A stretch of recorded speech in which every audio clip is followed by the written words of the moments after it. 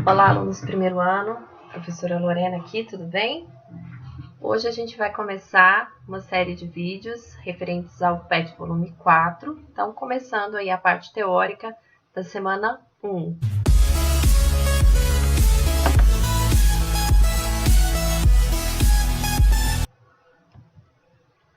Bom, na semana 1, o conteúdo previsto é sobre quantidade de movimento, né?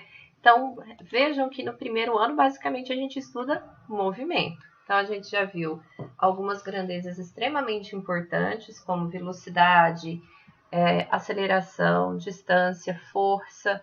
E agora a gente vai ver uma outra relação entre essas grandezas, ok? Então, a gente vai precisar de muitos conceitos que vocês já viram nos PETs anteriores. Vamos, então, falar da quantidade de movimento em si. Primeiro, ela é representada pela letra Q maiúscula, ok?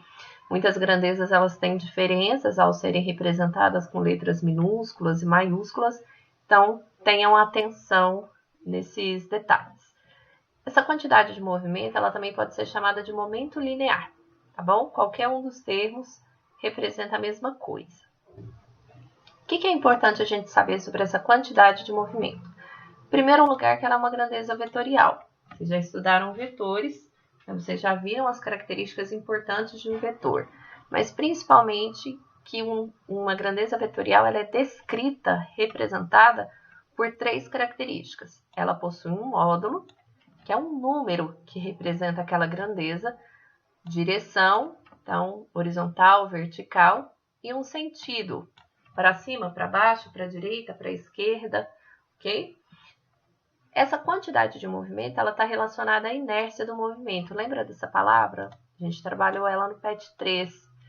Né? A gente viu que a massa é a medida de inércia de um corpo. Então, se eu estou falando que a quantidade de movimento está relacionada à inércia do movimento, estou falando que ela está relacionada à massa desse corpo.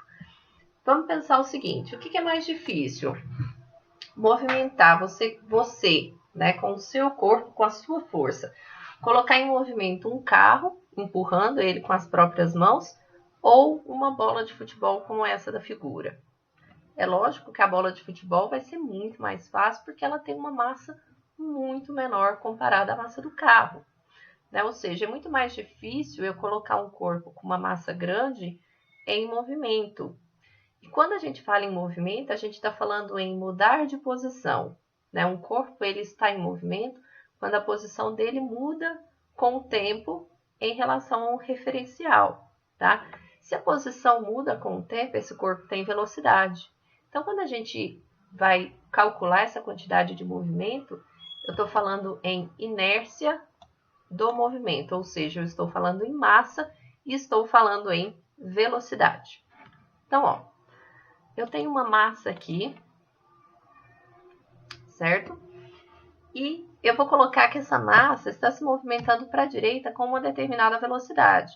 Lembra que a gente coloca a setinha em cima da letra para representar que essa grandeza é um vetor. Ou seja, ela tem direção, que no caso aqui é horizontal, e tem sentido para a direita. Certo? Bom, se esse corpo está se movimentando na horizontal para a direita, se ninguém atrapalhar o movimento dele, a tendência dele é que ele continue se movimentando na horizontal para a direita, certo? Então, a quantidade de movimento é justamente a grandeza que quantifica isso, que mede isso, a tendência de movimento do corpo. Então, se a velocidade dele está direcionada para a direita, a quantidade de movimento também estará direcionada para a direita. Então, ó, novamente, eu estou falando de massa e de velocidade. Então, a quantidade de movimento nada mais é do que o produto dessas duas grandezas, ou seja, a massa vezes a velocidade, certinho? Lembrando que massa não é vetorial, massa é uma grandeza escalar, ou seja, quando eu falo que a minha massa é de 60 quilos, eu não digo que essa massa é 60 quilos para cima, para baixo, para a esquerda ou para a direita, né? Eu te informo apenas o número já é suficiente para você entender. Agora, velocidade não, eu preciso dizer para onde é essa velocidade. Faz diferença se um carro está se movimentando para frente ou para trás, não é mesmo? Então, a velocidade é uma grandeza vetorial. Além de definir a fórmula, a equação, né? É muito importante a gente trabalhar as unidades de medida. tenho sentido falta nos exercícios que muitos me enviam dessas unidades de medida. Então, vamos prestar atenção, ó.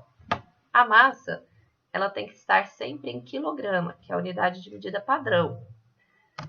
A velocidade é em metros por segundo.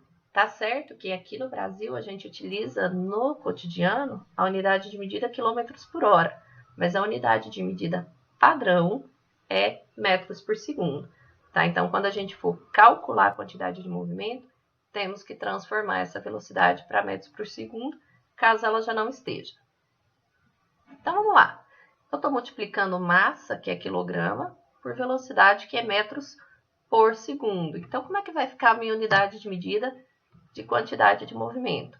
Quilograma da massa vezes, né, porque está multiplicando, metros por segundo, que é a unidade de medida de velocidade. Então, eu não tenho uma unidade de medida nova aqui não, tá? Basta pegar as unidades de medida da massa e da velocidade e multiplicar, beleza? A quantidade de movimento sempre vai ter a mesma direção e o mesmo sentido da velocidade, ok? Isso aí é uma característica importante. Bom, além da quantidade de movimento, é importante a gente falar também do impulso, né? A gente até usa esse termo no cotidiano. Quando um nadador, por exemplo, vai pular na piscina, ele impulsiona o corpo dele para cima para ajudar ele a já entrar na água com uma determinada velocidade, né? Para ele não entrar com uma velocidade muito baixa. Então, ele empurra o seu corpo para baixo e essa plataforma faz uma força para cima, empurrando o corpo do carinha, né? Empurrando o corpo do nadador. A mesma coisa acontece quando um jogador chuta a bola. Ele exerce uma força em cima da bola, né? Só que no momento em que ele chuta a bola, essa bola fica um tempinho, um intervalo de tempo muito curto, em contato com o pé dele. Então, essa força que ele aplica com esse tempo de contato, né, entre o pé e a bola, ele vai informar para a gente essa grandeza que é o impulso. Tá? Então, quando eu falo que um jogador impulsionou a bola, não está errado não. Né? Ele aplicou uma força sobre essa bola por um determinado intervalo de tempo e essa grandeza é determinado impulso. Mesma coisa quando o nadador impulsiona o seu corpo, né? Tá correto esse termo. Ele aplica uma força por um determinado intervalo de tempo. Então, isso é um impulso. Também é uma grandeza vetorial, ó. Então, ela também tem módulo, direção e sentido. Como que eu vou calcular? Multiplico a força pelo intervalo de tempo, como eu tinha falado anteriormente. Como a força é um vetor, o impulso, também será um vetor. Vamos às unidades de medida? Força. Ela é medida em Newton. Lembra do Sir Isaac Newton, que estudamos no PET 3? Intervalo de tempo. Tem que estar em segundos. Tá? No dia a dia a gente usa mais horas e minutos, mas no Sistema Internacional de Unidades, a unidade de medida padrão de tempo é segundos. Bom, se eu estou multiplicando, então, força, que é Newton, por tempo, que é segundo, como é que vai ficar a unidade de medida de impulso? Newton vezes segundos, ok? Então, lembre-se, está fazendo o cálculo, o exercício pediu para calcular o impulso, você vai fazer essa multiplicação e lá na sua resposta, além do número, você tem que colocar Newton vezes segundo. Muito cuidado, gente. Não é Newton barra segundo, tá? Essa barrinha aqui indica uma divisão. Esses números estão dividindo? Não, estão multiplicando, tá? Então, não é uma barra, é um pontinho de multiplicação. Bom, mas vamos pensar o seguinte. Quando eu aplico uma força em um corpo, ele adquire uma aceleração. Lembra a segunda lei de Newton? Esse Newton sempre voltando, hein? Importantíssimo. Segunda lei de Newton falava pra gente que quando eu aplico uma força resultante em um corpo, ele adquire uma aceleração. E a aceleração, a gente já viu também, que a variação da velocidade é em função do tempo. Então, quer dizer que quando eu aplico uma força no corpo, ele adquire uma aceleração, e essa aceleração, ela mede a variação da velocidade. Opa, então, eu posso dizer, então, que quando eu vario a velocidade de um corpo, a quantidade de movimento dele varia, né? A quantidade de movimento não está relacionado com a velocidade. Então, a gente pode relacionar impulso com quantidade de movimento.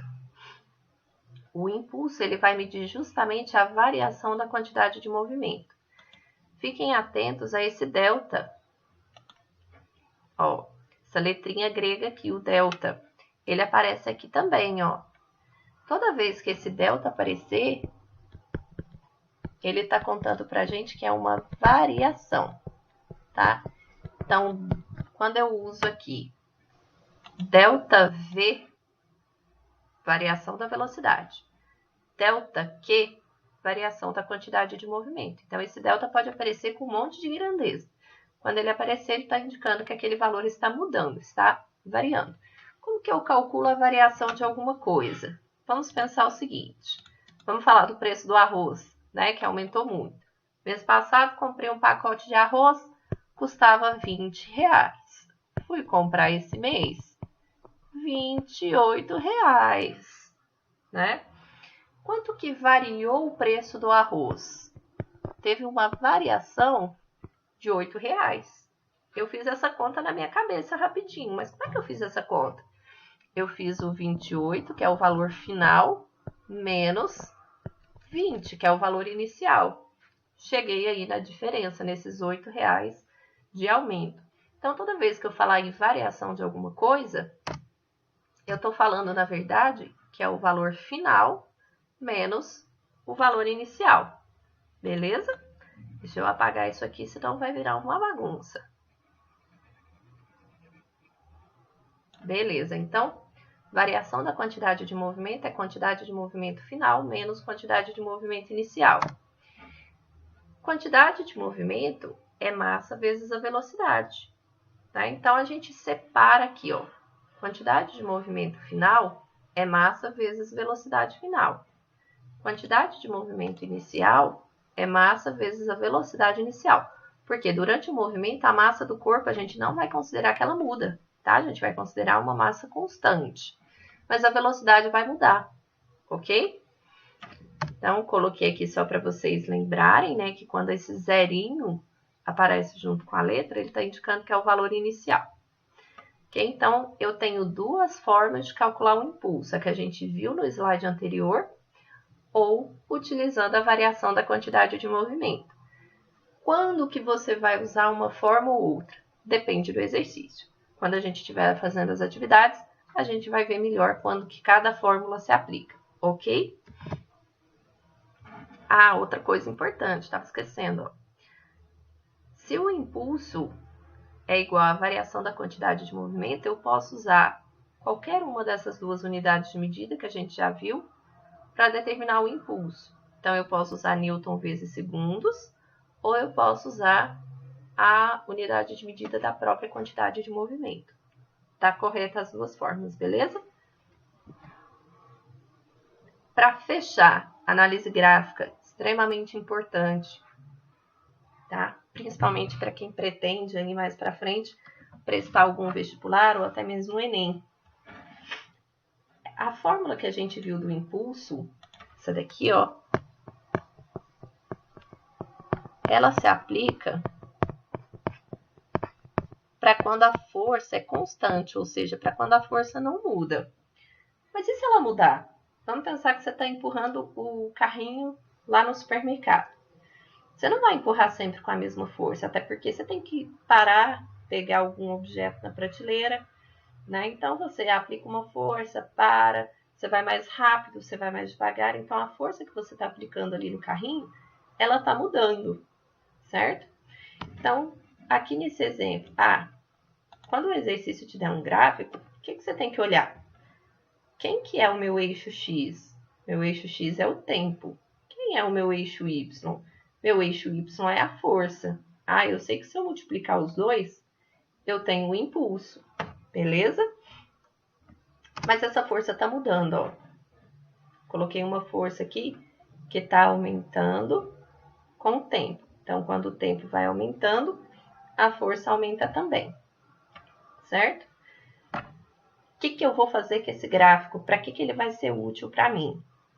Vamos lá no finalzinho dele, ó. Foca nesse pontinho aqui, onde meu gráfico termina. Traço uma linha até o meu eixo Y, tá? Até essa linha aqui vertical. Volta lá na pontinha. Traço um eixo, uma linha até o eixo X, beleza? Agora vamos observar embaixo da linha vermelha. Embaixo da linha vermelha, tá? Não é embaixo dessa linha aqui, não. Embaixo dessa linha vermelha. Que figura que está formando aqui? Para quem não lembra, essa figura aqui é um trapézio, beleza? Bom, quando o exercício me der, então, um gráfico da força em função do tempo, tá? Eu não posso usar essa fórmula porque a força está mudando, ok? Mas eu posso usar o gráfico para calcular. Se essa figura está formando um trapézio, eu posso calcular a área dessa figura. A gente fala, então, que o impulso é numericamente igual à área abaixo do gráfico. Por que numericamente? Porque o número que vai resultar na minha conta, eu vou dizer que é igual ao impulso, tá? Por isso que a gente fala que é numericamente igual. Porque matematicamente a área de uma figura representa outra coisa, né? Ela não representa o impulso.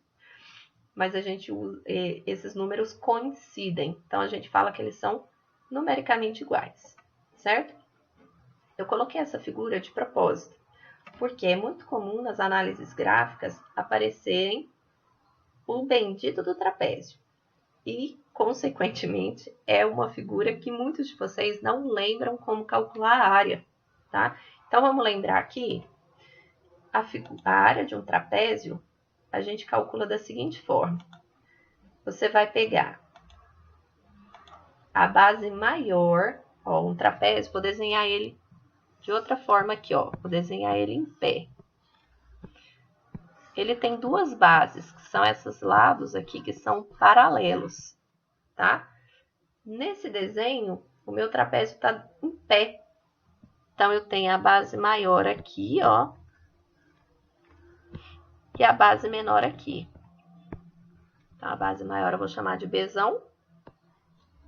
E a base menor eu vou chamar de Bzinho. A outra característica do trapézio é a altura. Que no caso aqui, ele está deitado, né? Eu falei em pé, não. Ele está deitado, no caso. Ele está deitado, então a altura dele está deitada, né? Como se a pessoa estivesse deitada no chão. Como que eu calculo a área de um trapézio? É a base maior mais a base menor vezes a altura dividido por 2. Beleza? Então, quem não lembrava disso, isso é do trapézio. Quem não lembrava dessa fórmula, anota aí. Não esquece não, tá? A gente vai precisar bastante. Ah, Lorena, vai sempre aparecer um trapézio? Não, pode aparecer um triângulo, né? Vamos lembrar a área do triângulo? Base vezes altura sobre 2. Nas formas mais simples, pode aparecer um retângulo, mas muito difícil, tá? Então, geralmente é um trapézio ou um triângulo. Anota essas áreas e não esqueça mais, porque a gente não vai precisar só aqui. A gente vai precisar em outras grandezas que a gente vai estudar também. Beleza? Então, finalizamos aí a parte teórica da semana 1 do PET volume 4. Na próxima semana, eu vou postar para vocês o vídeo com a resolução das atividades.